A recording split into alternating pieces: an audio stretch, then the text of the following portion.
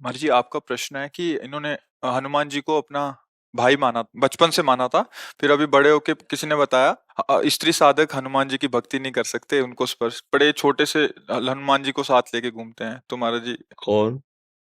हाँ, देखो, ये सब अलग बातें हैं, व्यवहार की हैं। हनुमान जी के मैया थे ना, मैया थे ना, बस। ये केवल बात सिद्धि के लिए की जाती है कि जब हनुमान जी को शक्ति के रूप में उनको तो वहां फिर नियम कानून लगते हैं। अभी आप मान लो हनुमान जी मेरे लाला है, कोई रोक पाएगा क्या? मेरे लाला है, मेरा छोटा पुत्र है, मेरा भाई है, मेरे जो भाव देखो, हनुमान जी कोई और नहीं, प्रभु ही तो है ना। तो मुझे इन सब बातों में कि स्त्री को ये इससे, देखो भैया, स्त्री और पुरुष की पोशाक पहने हो आप, ना आप स्त्री हो ना आप पुरुष हो, सच्चाई से समझो। ना थे न रहोगे, बीच में पोशाक मिली है। सरकारी पोशाक नहीं बदलती, आपको ड्यूटी जाना है तो आपकी पोशाक ये है। आप हो भारत के, फौज में हो, लेकिन अलग अलग है। वायुयान, जल, नेवी, थल, आर्मी, अलग अलग पोशाक, पुलिस की अलग, सबकी अलग। पर है सब कौन? भारतीय है ना। है हम सब कौन? भगवदंश हैं। ये पोशाक मिली, हम आराधना भगवान की कर सकते हैं। देखो समझो, ना कोई स्त्री है ना कोई पुरुष है, हम सब भगवान के अंश हैं। और अंश एक जैसे हैं, उसमें छोटा बड़ा गंदा पवित्र ये सब नहीं है, समान अंश है। भगवान सम है ना, तो उनका अंश भी सम। एक श्लोक आता है उपनिषदों में, पूर्णमदः पूर्णमिदं पूर्णात् पूर्णमुदच्यते पूर्णस्य पूर्णमादाय पूर्णमेवावशिष्यते। उस पूर्ण परमात्मा से अगर अंश निकाला जाए तो क्या बचेगा? पूर्ण। वो पूर्ण ही अंश होता है। तो हम सब परमात्मा अंश हैं। अगर हनुमान जी से ऐसी प्रीति है, प्रीति और सिद्धि में अंतर होता है, ध्यान रखना। जैसे जगदम्बा है, हमारी अम्मा है, अम्मा, अब कौन सा नियम लागू होगा?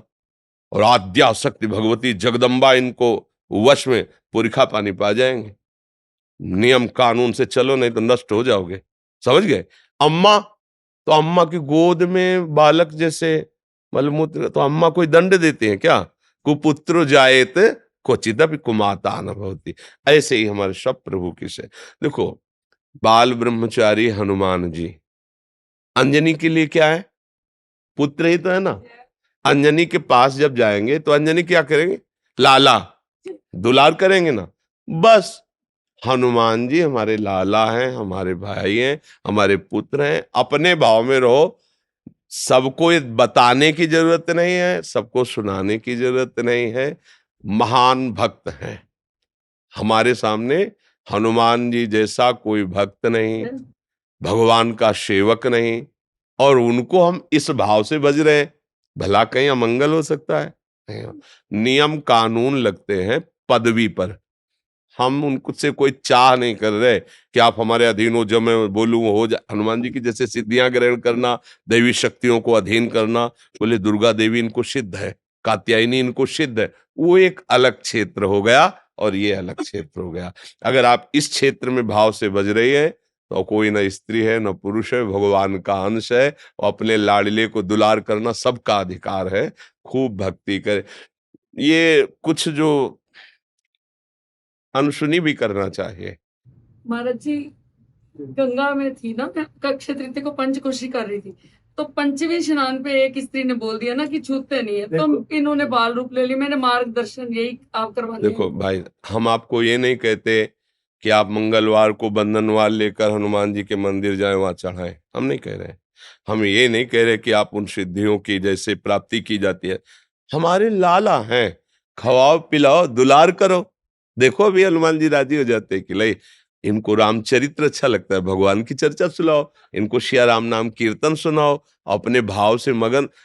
हम कोई साधारण सबकी सुनोगे तो पागल हो जाओगे। कोई तो कुछ कहेगा, कोई, तुम कंठी बांधे हो, सुहागवती होके कंठी बांधे हो। ये तो विधवा बांधते हैं किसी ऐसे माता बहन को। तुम तिलक लगाए हो, सुहागवती होके तिलक लगाए हो। अब क्या उत्तर उनको बताओ? कि असली सुहाग तो यही है, जो माताएं मंगलसूत्र नहीं जैसे धारण करती, ऐसे एक कंठी हमारे लिए हरि की प्रति मंगलसूत्र है, तिलक, ये जो है, ये सुहाग भरे हैं, हम हरि के हैं। अब ये बातें अध्यात्म और भाव की जगत में, जो व्यवहार में, वो नहीं समझेंगे, नहीं मानेंगे। हमें उनकी बात नहीं सुननी, हमें अपने भाव से। कर्माबाई जी रोज खिचड़ी 3 बजे बनाकर जगन्नाथ जी को अपने हाथ से पवाती। पहला काम था उठकर खिचड़ी बनाना और प्रभु को पवाना। एक दिन सुबह स्नान करने जा रही थी, सूर्योदय हो गया था, तो एक संत भगवान मिले। तो उनका, कर्माबाई सूर्योदय हो गया, तुम भगत हो, अब स्नान करने जा रहे हो, जल्दी जगा करो। तो उनका जग तो बहुत जल्दी गई थी, पर वो खिचड़ी बनाई, ठाकुर जी को भोग बनाया और पवाया, फिर स्नान कर। अरे कितना बड़ा अपराध कर रहे हो तुम, ठाकुर जी को बिना स्नान किए भोग बना, ये तो घोर अपराध है। अच्छा महाराज, पहले स्नान फिर तिलक फिर ऐसा जो नियम है।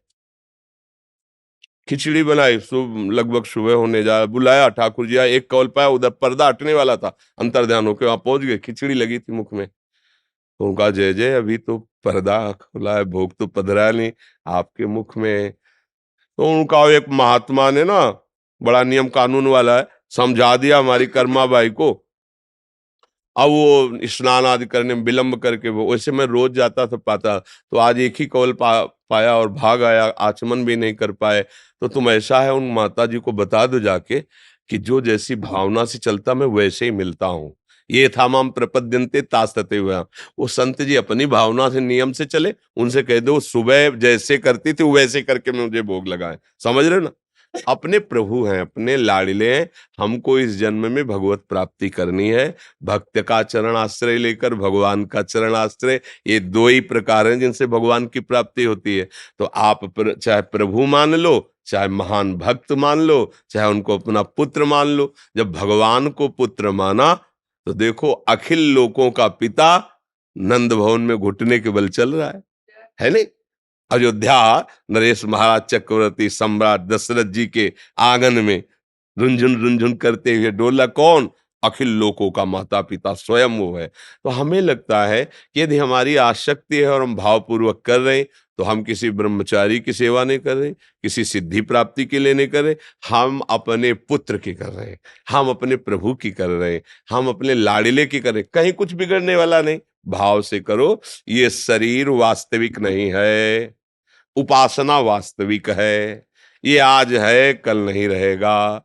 आप अपने अंदर भाव हटाओ, मैं स्त्री हूं, मैं पुरुष हूं, अभी शुद्ध अध्यात्म जागृत।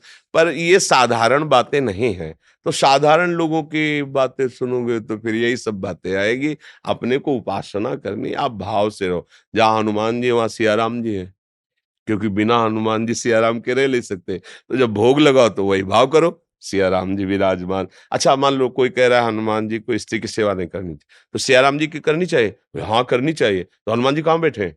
उनके चरणों में बैठे हैं ना, है ना? भोग लगेगा तो हनुमान जी को हटा दोगे क्या?